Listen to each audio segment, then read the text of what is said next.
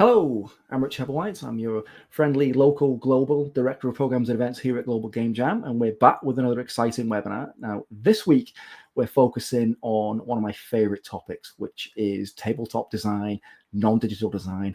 And this is super interesting because many people get very fixated on the latest game engine technology and all things digital, and sometimes never quite stop to remember the fact that all of these things would not exist without the traditional design skills that are prevalent with our tabletop community and all of the hands-on craft work that comes with that. So one of the things we're going to be talking about today are the benefits of non-digital prototyping, how that can really influence and improve your design skills. And actually, we'll talk a little bit about the relationship between both the digital and the non-digital world and all things related to careers within that. So without further ado, we'll bring in this week's guests and we'll get started. Hey guys, you okay? Hi, hello. Folks. Hey. How are you guys? Lovely to have you all here. What I'll do is I'll just ask you to introduce yourselves. Don't forget to say where you are in the world as well, because I realize we're all spread out and about everywhere. Jeremie, you want to go first? I'm going first. So I have a small French accent, but I'm based in Tel Aviv in Israel. I live here for like over 30 years, and that's where I am. Wow. And your background, do you want to tell us a bit about what you're so into? you want me to go into the details? Yeah, sure. So I'm first. I started with esports. I've been doing a lot of video games industry. I actually started to work in an Israeli tech company that we designed the 3D sensors in the Kinect. So I did a lot of things in the video game industry before I came to this frustration to understand that to do my own games, it would take millions of dollars to do it with video games. So I said, okay, let's maybe do physical board games. So I published 7 games. With tons of different publishers from all over the world, the AG in the US, but also Matagot in France and Amigo in Germany. So I have like 7 on the shelves. Some of them they worked very well.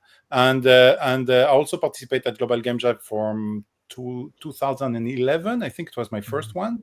So every year shipping a game. So I've never been doing a board game in the context of Global Game Jam. It's going to start only this year. However, I hope so. After this webinar, we're going to talk about it. It's the law. Exactly. Although I have probably the second largest collection in Israel, I think, of board games, over 3,000. And I host a podcast called Silence on Joue in French for in the context of Libération, which is the national newspaper, and we have like between 50 to 100,000 listeners a week. So that's in a nutshell about me. Yeah. Awesome. Ian, would you like to go next? Sure, will do. I guess my professional background in this is mostly in tabletop role-playing game design. I don't quite know how many titles I've shipped on that one, but it would have been quite a lot between about 2000 and 2008, probably, when I was doing that as my main career.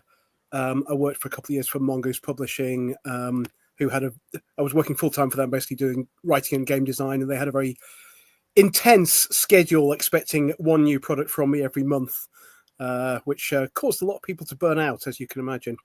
But these days I teach game design at Teeside University. I got my PhD in, amongst other things, Warhammer 40k from Glyndŵr University, where Rich used to work. Yeah, what better topic is there to have a PhD in? I can't even think of one. It's awesome. Yeah, and by the way, I want to thank you, Ian, because Ian, he didn't mention that he and I used to work together at Glyndŵr University, now called Wrexham University, and it was Ian that introduced us at Wrexham to the Global Game Jam. It was his idea to get us involved in that back in the day. So kudos to you, mate. If it wasn't for you, we wouldn't be wouldn't be sitting here now, frankly. So well done to you. Awesome. That was our first Game Jam for both of us, I think, wasn't it? 2013. Yeah, it was back in the day, yeah. And I remember working on with the guys who were doing the Love Spoons board game. I don't know if you remember that one with all the cards. And stuff. I was involved in that. Yeah, as well, yeah. Awesome. Fun. And that jam actually was a board game heavy jam for us. I think nearly everybody made board games that year, which is awesome. So we're right in the thick of it for this webinar. It's like going full circle in life. It's brilliant. Andreja, do you want to go next? Yeah. Hi guys, my name's Andreja.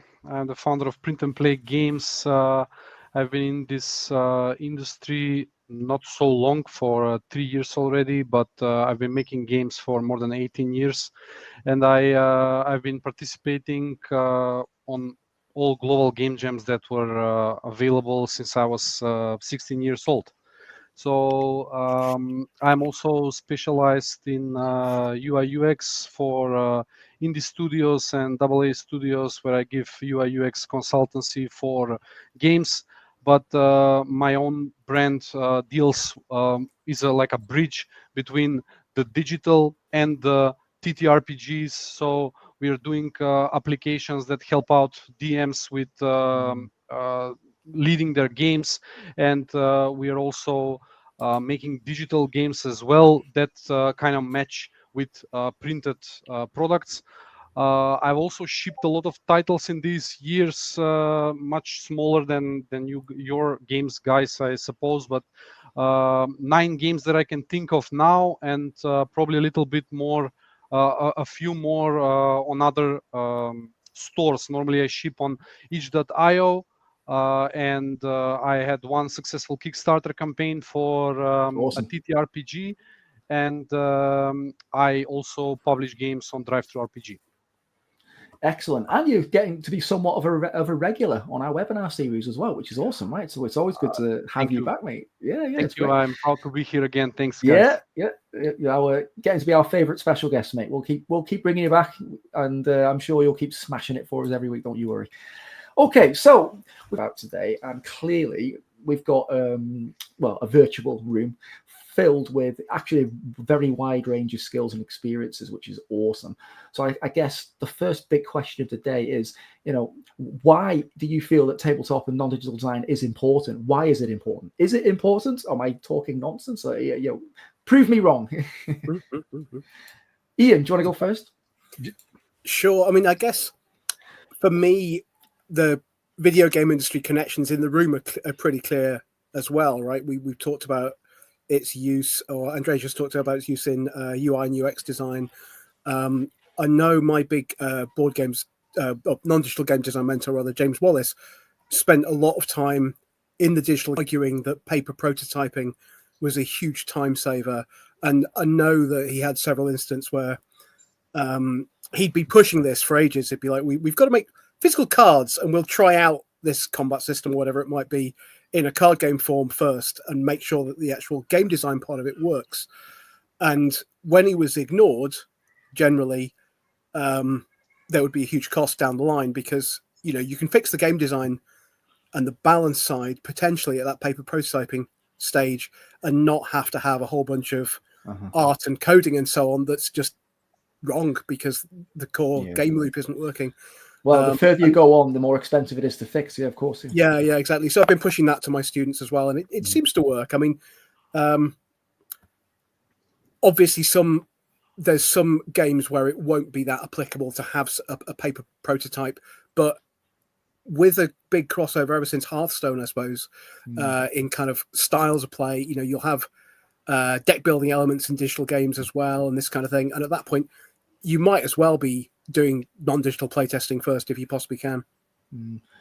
Yeah, I always felt like if you have interesting decisions to be made and you want to play around with those and maybe think about the consequences and the impacts on gameplay, I mean, it makes sense to me to think about how you might do that non-digitally before you go to the effort of just implementing complex prototypes, testing things that just are never going to work, right? Jeremie, what do you think? Yes. Well, first of all, I'm a big fan of turn-based tactical games when it comes to digital. So XCOM-like games were like my favorite games before I even started to design board games. But what I can say about board games is that it's mostly about the people. It's a party. It's the party. If the people around the table are engaged, the game is just an excuse. You don't even need a good game to have fun if it's the right people. So the dynamic is very different, because when you buy or when you engage or when you play with in a digital environment, then it's really about the platform. But when you pick a board game, it's really about the atmosphere and the mood in the room that fits to the people. So you pick the game that fits to the party, and then and then it makes everything different. So that's really what connects me to board games and makes them so different for me. It's a totally different experience to play digitally, or that's why I don't even play on Tabletop Simulator or all of those platforms which actually enable you to play board games online. I don't really have the same fun there. So I really it's about the people around the table. Really. Yeah. And Andreja, I just want to get your thoughts before I ask a follow-up question. Yeah. So, yeah, it's very important to prototype. In my opinion, it differs from what Mr. Ian and Mr. Jeremie are saying, because it's a little bit different with textual games and narrative games, which we do more in our team here, because it's a little bit difficult to test in reality. With board games and card games, there are realistic things that you could test, but if you have a tabletop RPG rule set, then nothing prevents the players to actually do everything that they want to do. That's the best thing about tabletop RPGs, about playing them, and that's the worst thing about making them. Because you have to predict all the billions of possibilities, and in reality you can't do that. So you kind of what we do is we focus like into different areas of what we want to prototype and what we want to test. So let's say if there's a narrative part, players will either do that. If there's a combat part, they will either participate in the combat or try to go through peacefully, and we try to kind of break it down in specific areas, and we prototype like that. But definitely we also use paper. Of course, it's a textual game. It's a game with art on a piece of paper. Realistically, the final product is a piece of paper. And it helps a lot with structure. It helps a lot with maps. It helps a lot to have that paper that has small squares on it, so that you can have like one square symbolizing one movement of the players and things like that. Yeah. Jeremie raised a point before, and he was talking about they're about the people. You have the people around the table, and you have those interactions. And I guess some people might be forgiven for thinking then that this digital prototyping and tabletop is really only applicable then for like multiplayer type situations. But that's really not the case, right? Is it? With Andreja, you're saying you're mapping out these complicated RPGs and all the different permutations. And if you've ever played a Bethesda game, you look at the scale of those games and all the stuff that goes on, that I think probably everyone who's played one of those games has found themselves at some point in a position where maybe your game save's been broken because some guy you were supposed to meet got killed randomly by a bandit in the woods or something, and now you can't finish that mission. And things like that can happen, right? So tabletop can help you kind of figure out what all those possibilities might be, whether it's a single player game or a multiplayer game or anything in between, right? I guess. Yeah. You want me to reply on that? Yeah, sure. Go for it. Yeah, go. Yeah. So, about that, there's also somewhere in between these things that you're saying. So, for example, there's one of the games that we made is about clicking rooms, and then you go into a room, and then there's my funny voice with a voiceover explaining what's going on in the room. So that's like a game that can be played in a single player, let's say, but it's also a game that's completely playable and helps out a TTRPG in narrating, and you can have the laptop, the DM can have the laptop, he can show the map to the players if he wants to or not, and when they enter a specific room, they say we enter the room forward, they enter, and then he can go and play the voice acted narrative of that room. So yeah, there are both worlds are present. No, it makes sense. I remember in the 1990s there was a trend in the UK, maybe America as well. Ian, you probably remember the trend of the board games that had like video cassettes that you played with them. So you had like a video and a character on the television screen.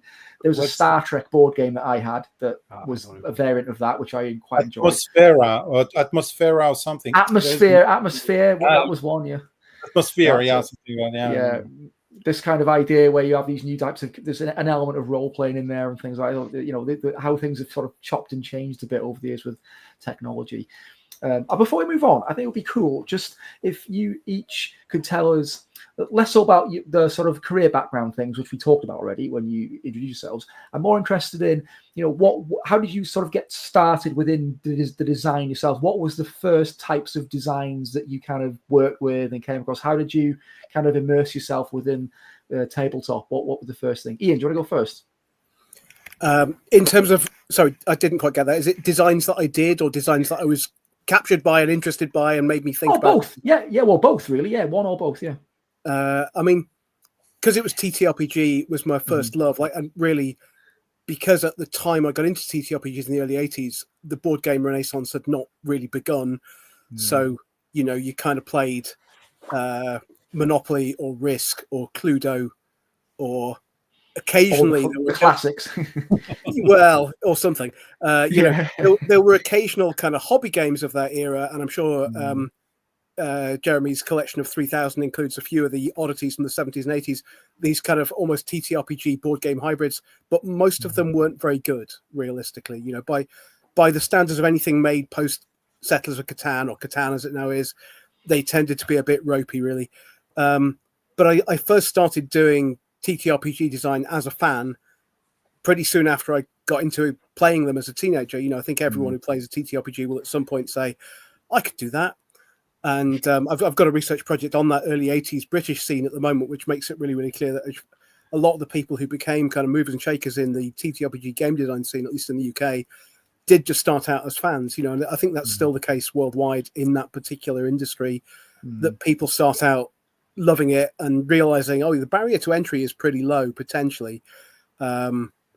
I think it was one of you mentioned drive-through RPG. I think almost everyone's got something there on drive-through RPG, because the cost to be a publisher there is pretty much nothing. You can have your perfectly made RPG that fixes D&D and improves on it. Then there's fantasy heartbreakers in the industry, because they tend to break your own heart when you realize that the rest of the world does not want to play your version of D&D, only better, right? But you can do it if you want to, and there's very little cost other than your time and effort.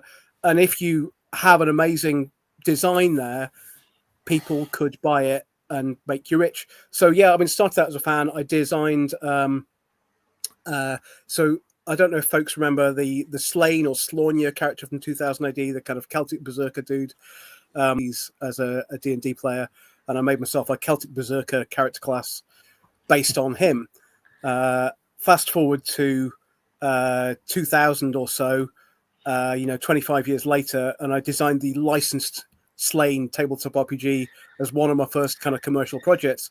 There does seem to be a lot of time there's this kind of continuous stuff that I'm obsessed with. It's stuff I got into as a teenager, and I'm still obsessed with it now for the most part.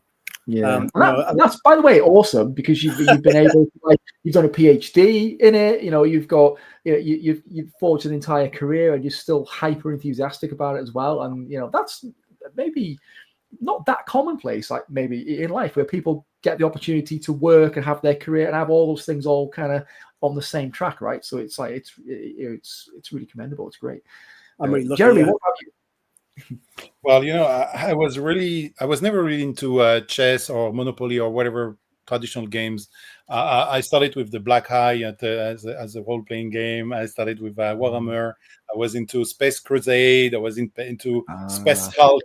All of those games, those were my real first experiences at Tabletop. And I think, like many game designers that listen to us today, I started thinking about making games when I didn't find the games I wanted to play, and I wanted to fix the games that I liked but I thought could be better. And one of those games changed my life. I started to play it we had this group, and we still have this group for almost 20 years, playing Werewolf every full moon. And this game actually was a trigger for me to say, how can we fix that game? We need to miss so much player. How can we make a game that with less player? How can we make a game when we remove randomness? How can we make a game where you're not bored with the role that you get because you're not happy with the role that you get? How can you make a game where there is no elimination?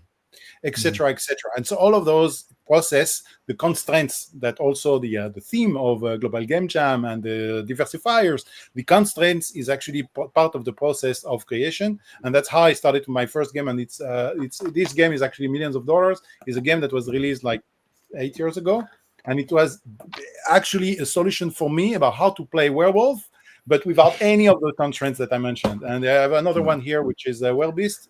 It's actually a One Night Werewolf Bezier games. It's the same series, and it's also the same. Those games I designed them to fix what I didn't like in the game I liked. That's how it started.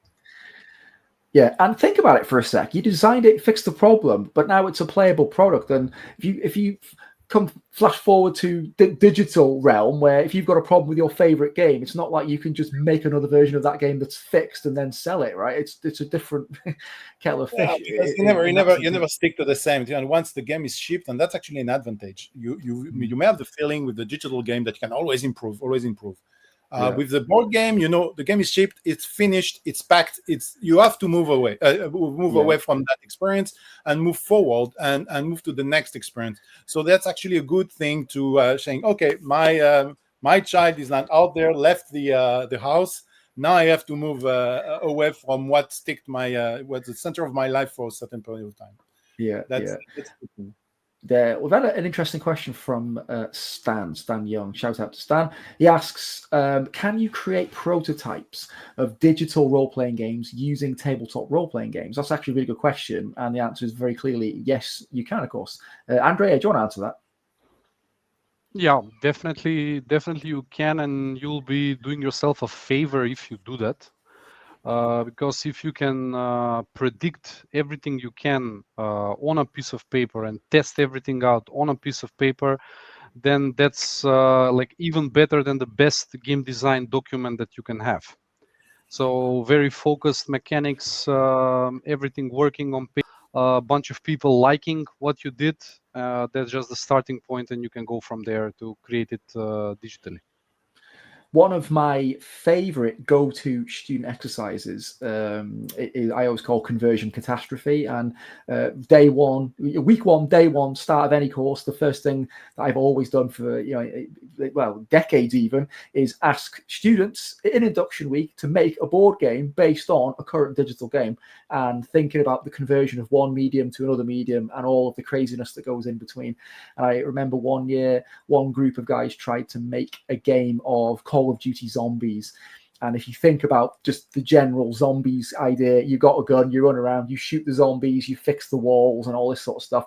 And by the time they'd made the map and figured out how many planks were on each piece of wall, it took 3 hours just to kind of play a basic kind of round of it. And they quickly realized it was really complicated and difficult.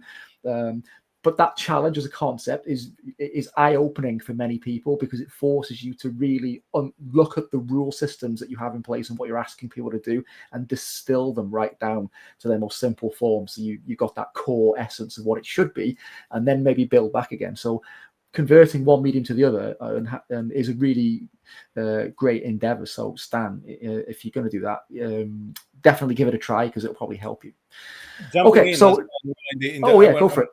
Yeah, because when you say about adapting the digital world game physics, there is 2 games that were released recently. One is Slay the Spire, the digital game board game. Another one, Dead Cells.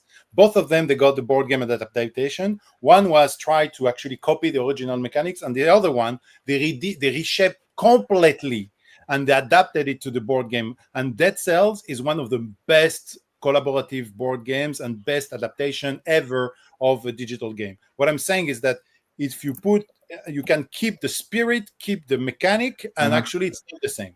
And that's a very good example of what to do and what not to do. Exactly. I think you said it brilliantly well. Yeah. And so this idea of this relationship between the digital and the non-digital is something interesting. And just on that same kind of theme, the next question I had for you guys, really, and this is a good question for all designers, really, but what do you feel are the essential ingredients of a good design, right? And I'm guessing, I'm not guessing, it translates across all mediums, right? If we have a good design, then we know where we're at. So what do you feel are the essential ingredients that you would say form a good design? What do you think? Ian, do you want to go first? Sure.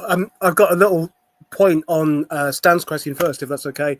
Yeah, go for it. You can see in some of the best regarded solo role-playing games recently, digital ones, that they really consciously draw on TTRPG mechanics in a way that very few have done before. Disco Elysium did it first, really, with the dice, and you can see the dice being rolled on the screen, and so you can feel like that connection, very like a tabletop game. And then Citizen Sleeper did something else really, really similar, also with it's almost more of a board game vibe, like a dice style worker placement game. Dice placement game is the underlying mechanic there. So again, with that kind of game, you can really easily prototype that in a tabletop style way because it's really the same game system.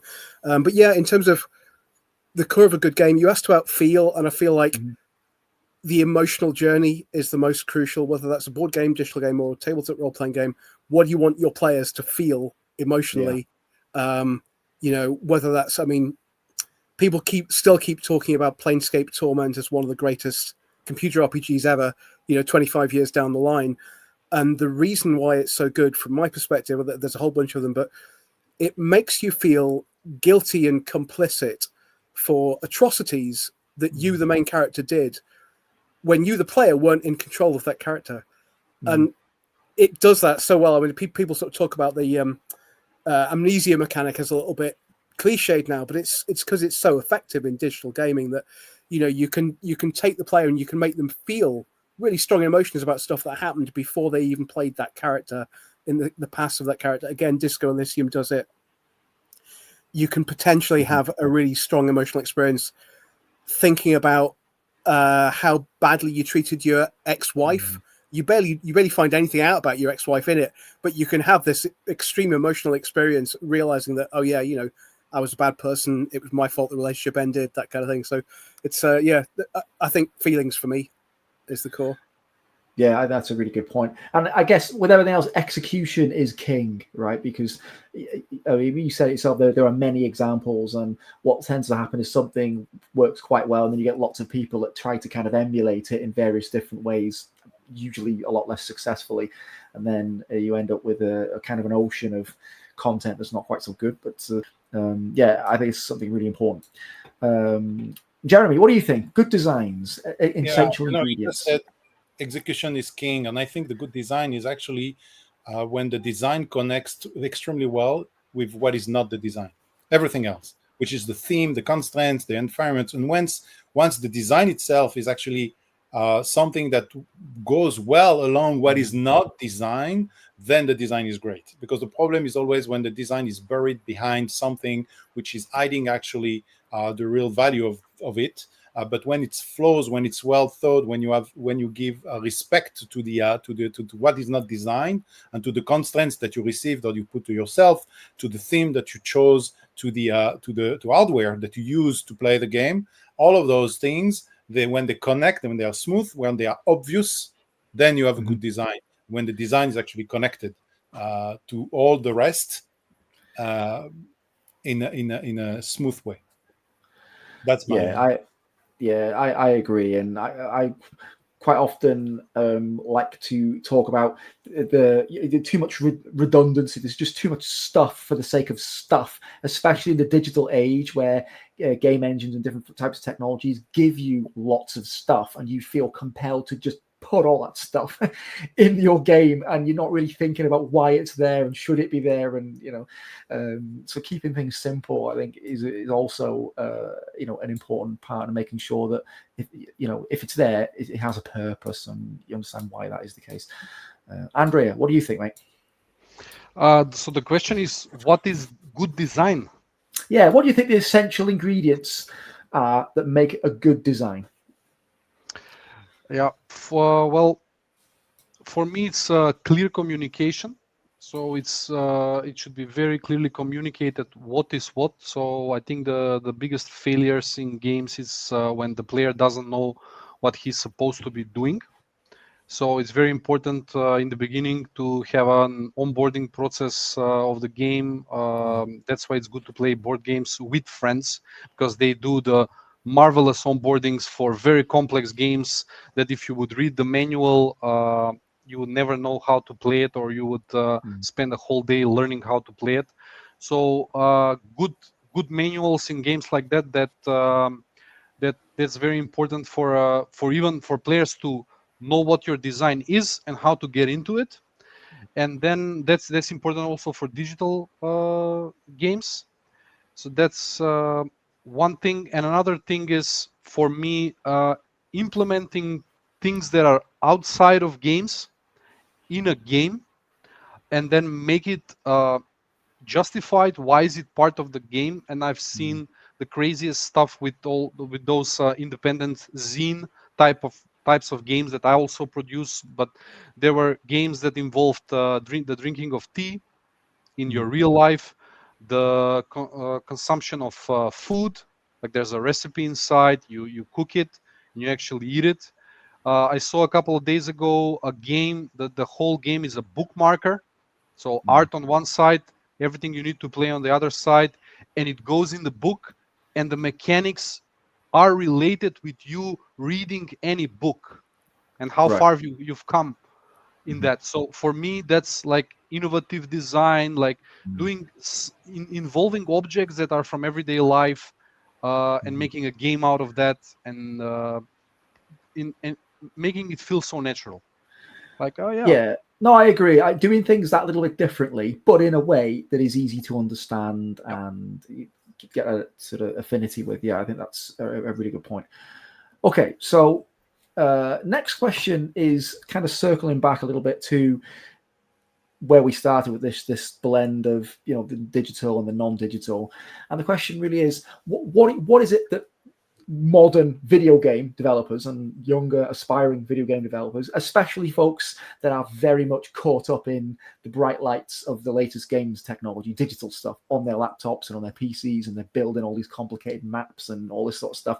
What is it that you feel that folks can learn from this non-digital prototyping and tabletop game design? You know, what can you learn, and how can that translate into the work that you do digitally? Ian, do you want to start? Sure. I mean, there's two biggies, and one of them is for learning board game design, and even just learning how to play a few board games. They can learn a whole lot about what I would think of as almost pure game design, in the same way that you'd say pure maths, right? You're not thinking about an engine and you're thinking about what experience do I want the player to have, and what game mechanics do I design to make that happen. And board games let you see into that without being a programmer. Right, you can play a board game and you can understand the mechanics of it. You can analyze the maths of it really, really easily if you've got kind of high school maths and are willing to spend a bit of time on it. So it lets you see under the hood, as the Americans would put it. You know, you can see exactly how the whole thing works, and that, I think, is crucial for good game design. And then on the tabletop RPG side, what I think TTRPG players, and especially dungeon masters or GMs of whatever sort, tend to do is make for more interesting game worlds. I see, even in kind of third year projects, you know, we have a very highly regarded game design course. I'll still see people saying, I'm going to make a generic fantasy setting with dwarves and orcs and elves, magic swords, or if it's a science fiction setting, it's generic cyberpunk, you know, which is, I'm not even sure cyberpunk really is a genre anymore, like it was when it started in the 80s. But what they think of as generic cyberpunk is just a kind of remediated version of a couple of recent games, rather than anything particularly original or interesting. So yeah, I think there's a tendency in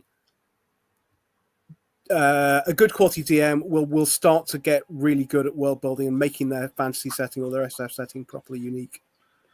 Yeah, I agree, and I personally feel like you have in the modern age, although it's been prevalent throughout humanity, I guess, but the modern age, there's a tendency to get caught up in the bright lights of the latest technology, and everything tends to become quite derivative of what happens to just be readily available. And something jumps out and it becomes quite viral and popular, and then lots of people think, oh, that's popular, I'll do that. Or this is my favorite game that I like to play, I'm going to just remake that with my own style. And so, sometimes stepping outside of that and doing something that might feel a bit outside your comfort zone, like learning to play a tabletop game, which can be quite complicated, quite daunting, and lots of pieces and things involved. But actually, as you were just saying, it gives you huge insights into rule systems, world building, characterization, and consequences to actions and decisions. And it's really important. And I think it's easy to forget that and just get a little bit too caught up in making things look pretty because you can do it quickly and easily. And somewhere in between, we've got to marry those things together. Jeremie, what do you think? Well, what triggered my thoughts when you started to talk about the younger generation, I mean the next generation, about how they perceive games and how they play games and what they expect and how board games are. Among Us is a board game. It's actually a spin-off of Werewolf, yet another one. And so there are today many bridges between the way they play games today, the younger generation, and how we think about game design. When we're talking, when we are mentioning meeting physically during a board game jam, which is I organized a couple of them, and it's very interesting to see the dynamics. It's very different from a digital game jam. And at Global Game Jam, I saw many kids coming with their parents that were actually coding, but had the access of creating board games and physical games. And actually, it's funny because I have the feeling that the entry level, the easiest entry level to game jamming is through board games, and it's through the different references that you have as a young, have a younger that is exposed to all the examples that you gave of the games that they play today, which are most of them are either mobile games or online multiplayer games or console games. And when you put them in a situation where the environment is designing games, they are not able to do the same because they can't code and they can't create the same complexity on animations. But if you give them the physical elements, they can actually spend the day and spend the weekend with you jamming, developing games which are actually bridges with what they know, and they can even name them after whatever world they're living in. So what triggered my image, my thoughts when you mentioned the younger generation is how to bridge them, how to bring them to our world. That's actually a mission that we all have. Yeah, I agree. Andreja, what do you think, mate? No, when we're talking about the younger generation, this last month I've been traveling to different cities in North Macedonia, giving lectures about zine culture, what's important in the history of zines. And then after that, I teach a little bit about what games are and a little bit of game design. And then I merge both into a one-page RPG.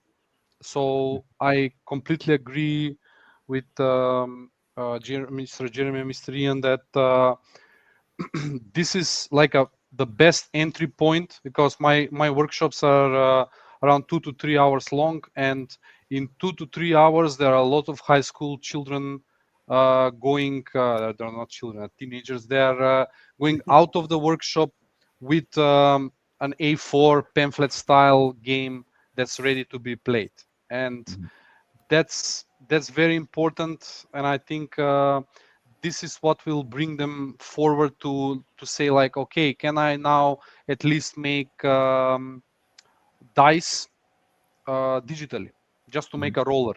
Let's make a digital roller that is in the same art style as my one-page RPG. Just small things to guide them in a way of making games, so that in a few years time they sit down comfortably in any engine, because once you learn one engine, then learning another one is a lot easier. And once they make their first one-page RPG, then they're ready to make a small board game, then they're ready to make a bigger one, then they're ready to make a digital product slowly.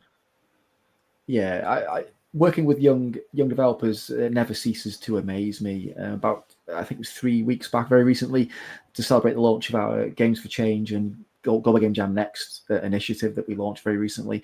I spent some time at 3 different schools, about 350 children aged sort of 10 to 15 in different groups, and I was amazed by just how creative and how quickly the guys got together and solved the problem.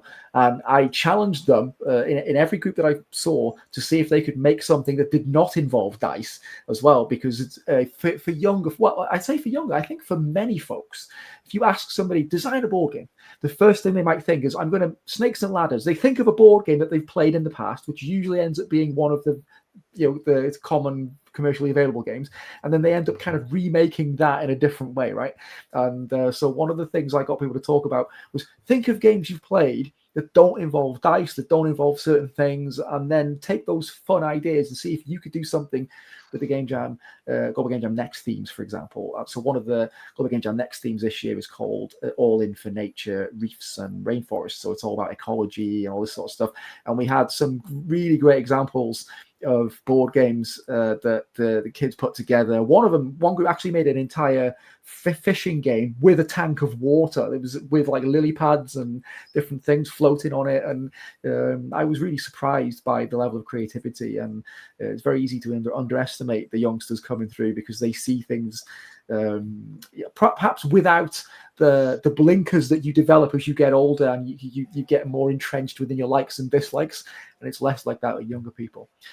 So moving back outwards a little bit, thinking Global Game Jam wise, if I want to host a site and I'm interested in recruiting and encouraging and getting people to want to be involved in board game making and tabletop design at my site, what might be some of the things I should think about in order to do that?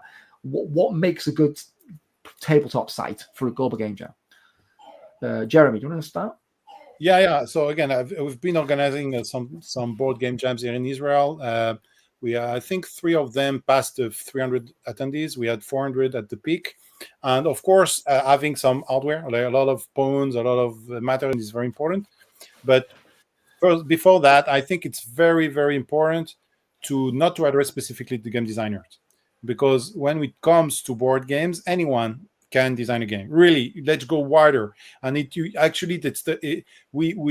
like a selfie on stage with the audience, and a few days afterwards, I looked at the selfie closer, and I saw like half women, half men, half young people, half elderly people. I mean, it was the whole population that was represented, and it's exactly what board games enable. It's like for everyone.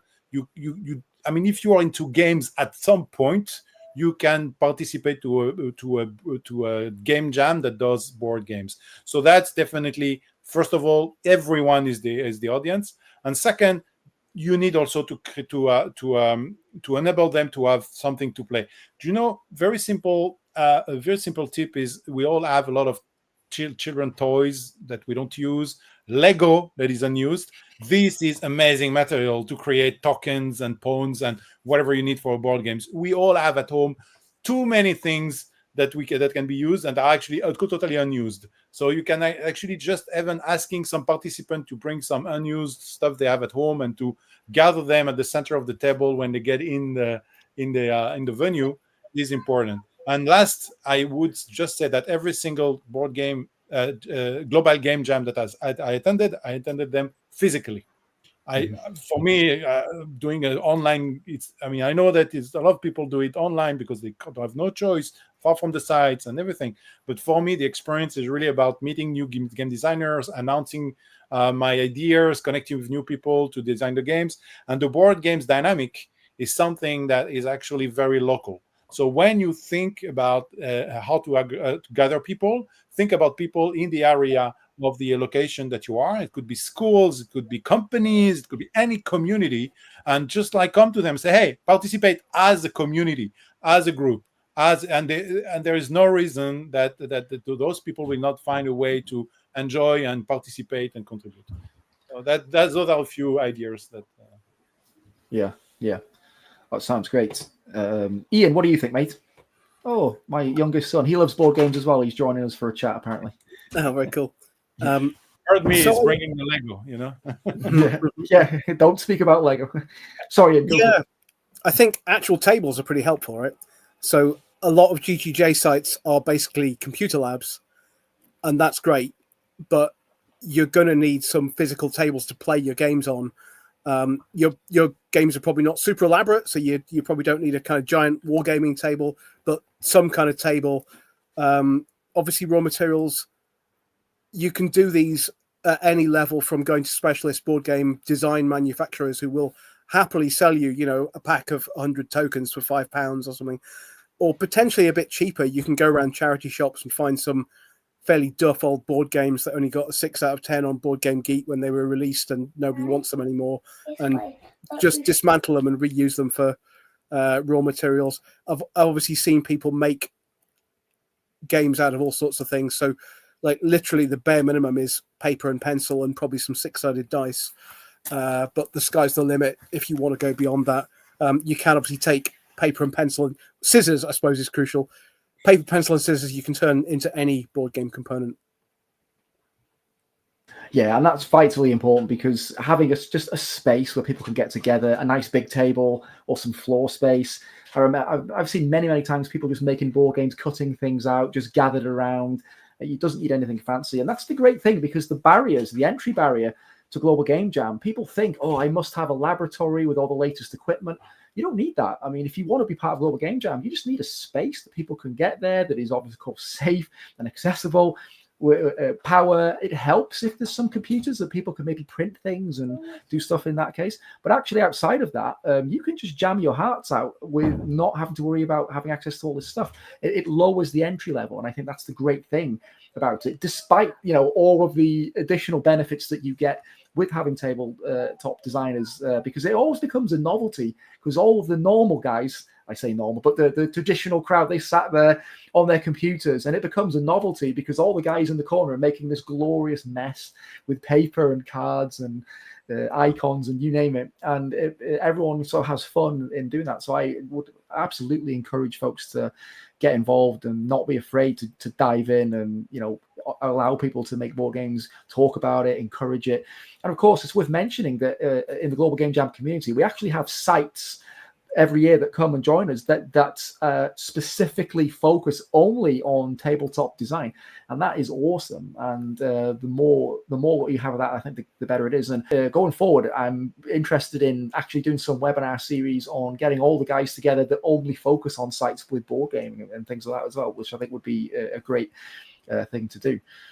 Andreja, what do you think, mate, before we move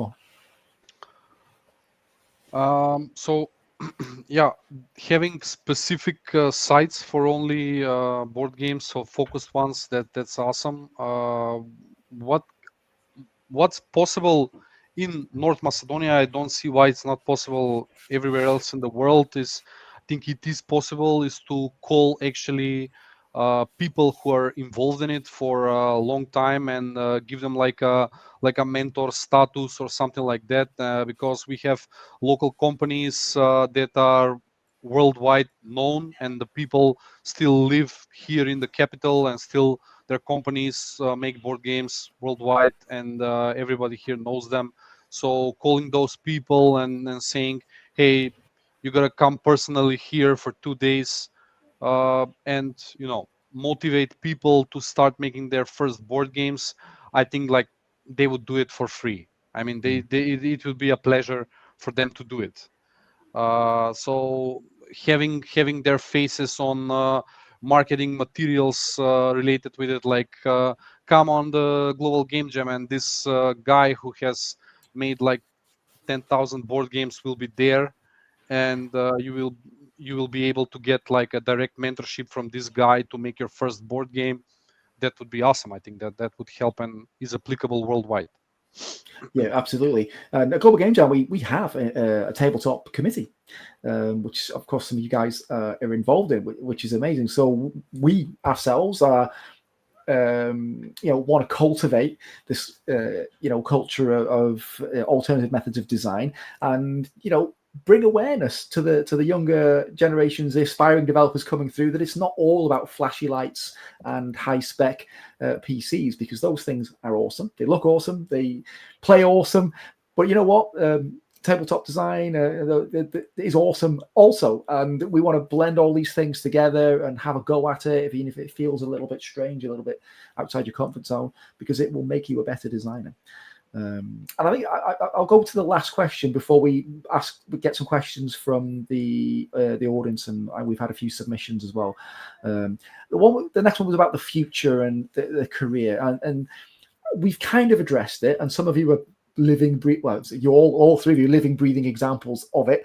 But what are someone's career prospects with respect to game design? What might be your advice? If I want to design board games for a living, or I'm just interested in improving my skills, and what career prospects might there be for me, whether it's in board games or digitally beyond?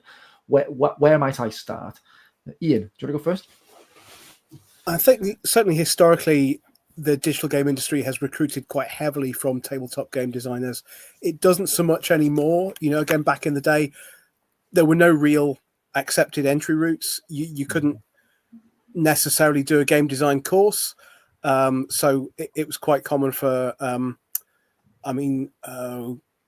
likes of Warren Spector, for instance, was a non-digital game designer before he went into game design. But we are talking 25 years ago. I think these days there is still that potential for a kind of using an established non-digital career as a pathway into digital games. I would say it can work as a career in and of itself, and it's obviously potentially a very satisfying one. It's one that's you're much more likely to be working for yourself than, or you're working for a very small company. Or likelihood there's obviously a tiny number of really big players out there. The downside with small companies is always going to be a slight global fluctuation can completely transform your world. Obviously the biggest one that people have been talking about in the tabletop board game industry, particularly lately, is tariffs. Do you manufacture in China, as a lot of board games companies have been doing for many, many years? Do you try to manufacture in the US, even though your equipment probably has to be, your factory basically probably has to be imported from China, because they're the people who are making the machines that you would need in it, and you're still going to get hit with tariffs?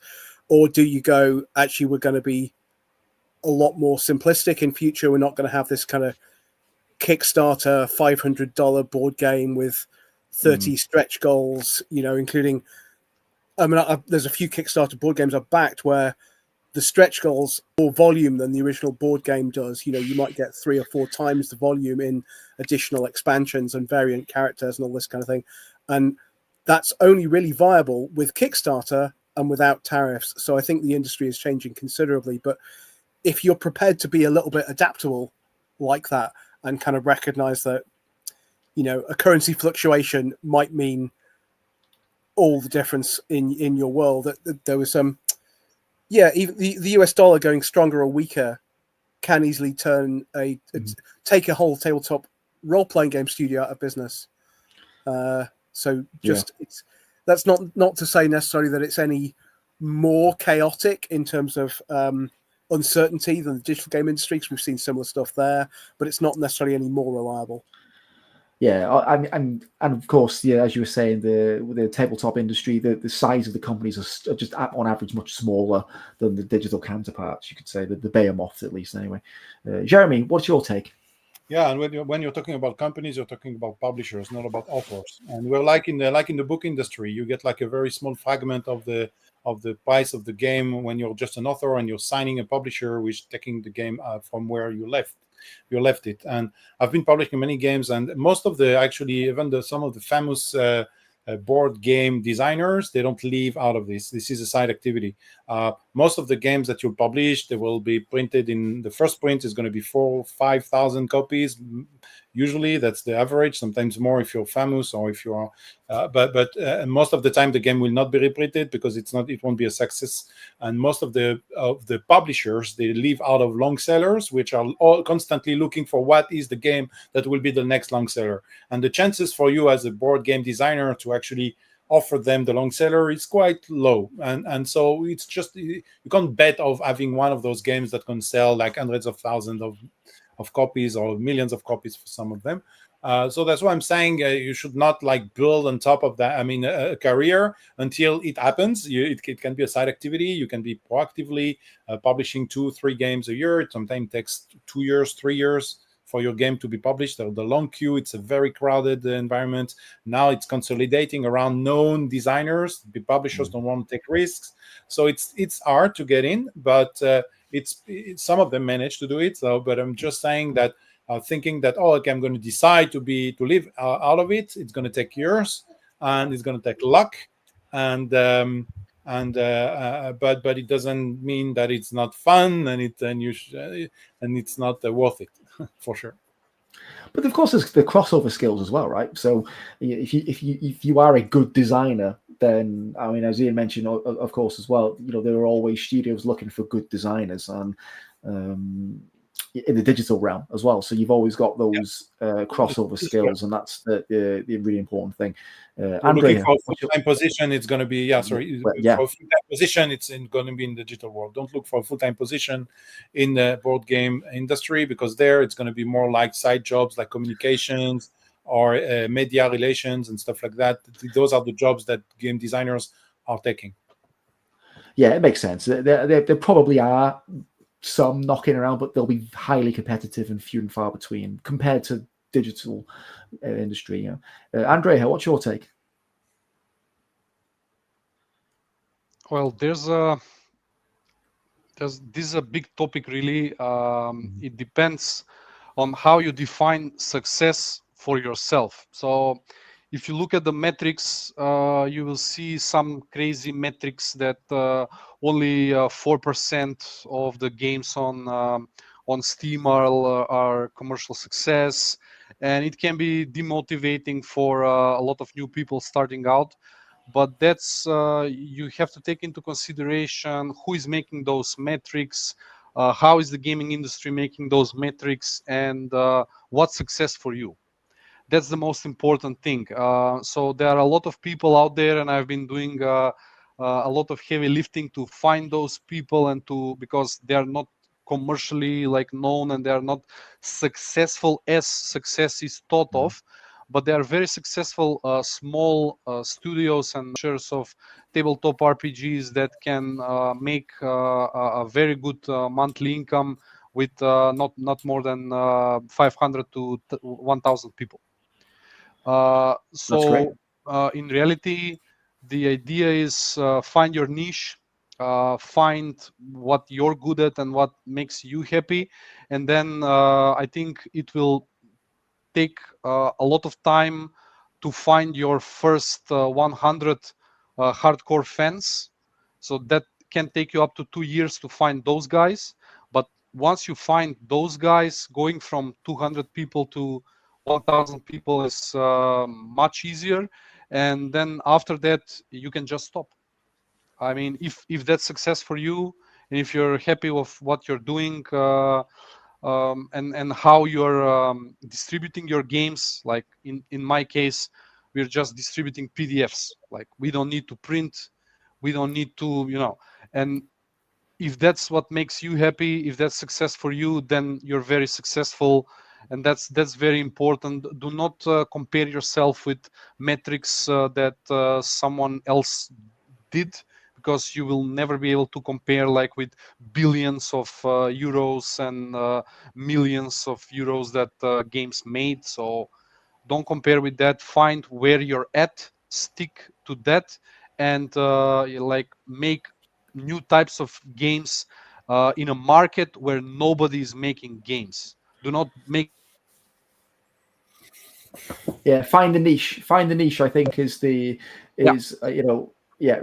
I would say actually one of the good business sense 101 is always establish clear and simple, achievable goals and move step by step, because the same rule applies to games and game design, game development. Very often people aspire to, I want to make the next giant RPG, Witcher-esque, whatever it's going to be, but there's just me, and I'm just doing it for fun on the side. And when reality, you might need 300 people and $200 million to kind of make a project like that reality. And the goal is far too huge, and you need to start small and achieve goals step by step. And I mean, all successful businesses, would say the same thing regardless of where you work. And if you can do that with the lowest possible overhead, for example, distributing PDFs is a great idea, because you don't have to, deal with the logistics of physical items and getting those shipped and produced. And so, having all those things wrapped together, it makes sense.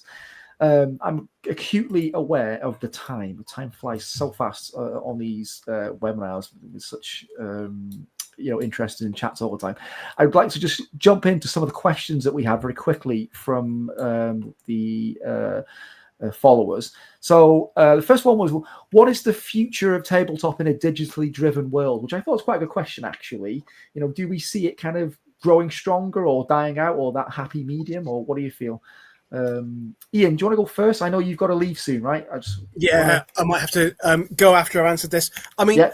I think if you'd asked people 10, 15 years ago, they would have said, oh, I'm not sure we can compete with World of Warcraft. It felt like the industry was in a bit of a slump. And then streaming has transformed that. Since I started teaching game design 10 years ago, when in a class of 30, you might have one person who played D&D and two who'd heard of it. You get to a majority of that 30 students have at least heard of it, have watched people play, and probably want to play but have no idea how to get started, and a fair few will have played already. So I think it's become quite trendy, partly down to streaming and partly down to Stranger Things, and I don't think that's going away. I think we've all talked about the joy of playing in person, and I run an online D&D game as well once a week, but it's not as good as my in-person campaigns. There is something about just getting around a table, socializing, interacting. I don't think that the digital age is taking that away, thankfully.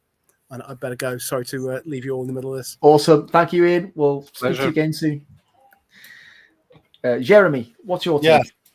No, my take is actually there's some experiences that actually can, we mentioned earlier like multiplayers, but there's solo games. A lot of adaptations with actually of board games. It's really not fun to play a physical board game alone, but there are some amazing and adaptations. And the idea in general of porting a board game into digital and making a solo experience with narrative experience and understand the game mechanics by playing alone is actually absolutely amazing. There is a company called Notable Games. They do that, premium board games, that digital adaptation. There's other. I believe the future is going there.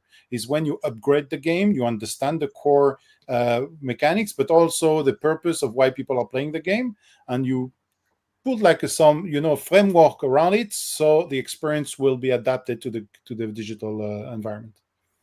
Yeah, I completely agree. Andreja.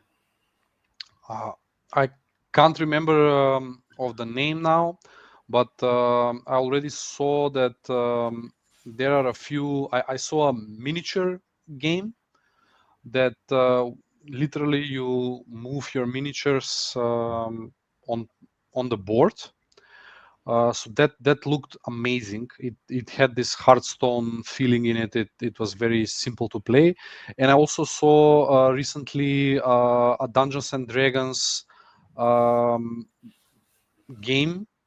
I think it's the official Dungeons and Dragons product that's also with you moving the miniatures and rolling the die, and with the talking of real people, like the DM talking realistically and the people playing realistically.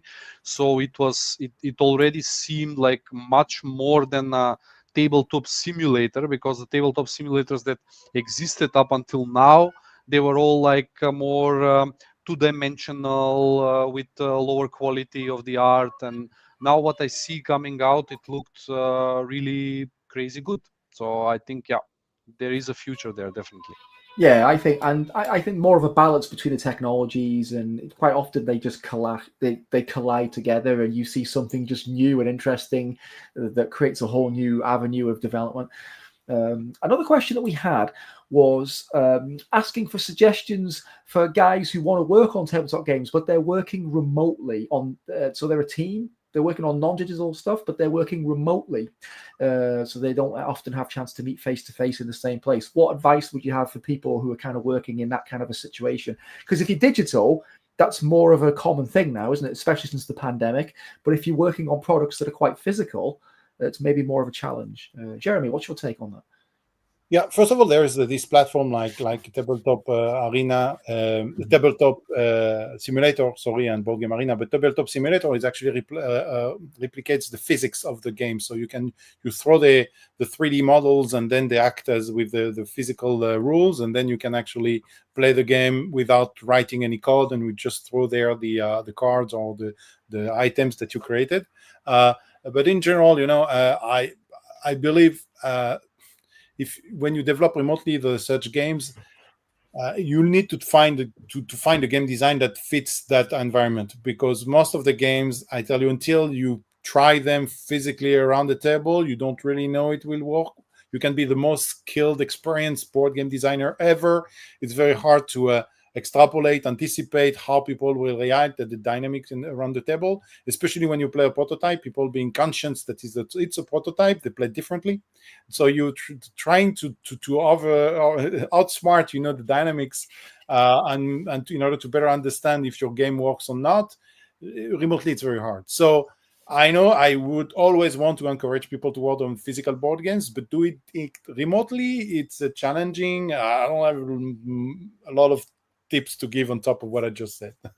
Yeah, outside of just jump on a call like this and have the game in front of you and just play as though you're in the same room anyway, and you still have fun with it, right? And there are ways of working together. Bring your neighbors, bring your friends, you bring people to play. Get your grandmother to test it. And one thing I've quite often said, if your granny can play your game and understand it, then probably it's ready for your audience. It's not too complicated, Andreja, what do you think?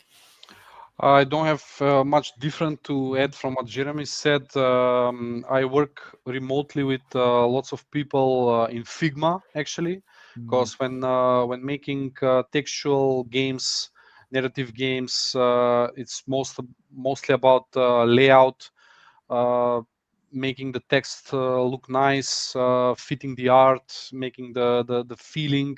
So that's okay to work in Figma because it's real time. You can see the mouse of other people moving on your screen, so that works well. And then for testing out the game, a call like this one also works. If a dice roller is needed, there's dice rollers everywhere now online. You can use on Google, so you can roll basically anything.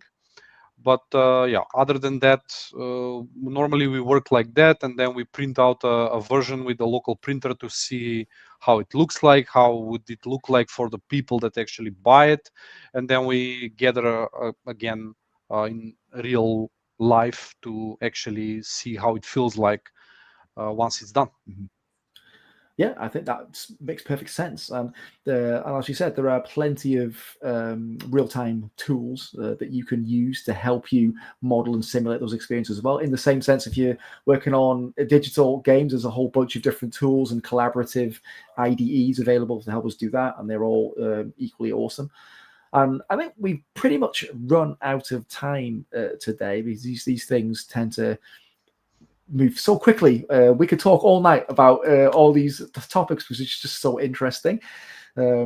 So for you guys watching, if you're interested in taking part in Global Game Jam, if you go to globalgamejam.org, you can click on the big host a jam site button if you're interested in hosting a jam site, or if you'd like to join a jam site that's nearby you, you can jump on globalgamejam.org site and you can search by location for a site that is near to you. If you can't find a site, you can contact us at help@globalgamejam.org and we will help you to find a site. And because we're like that, that's what we do.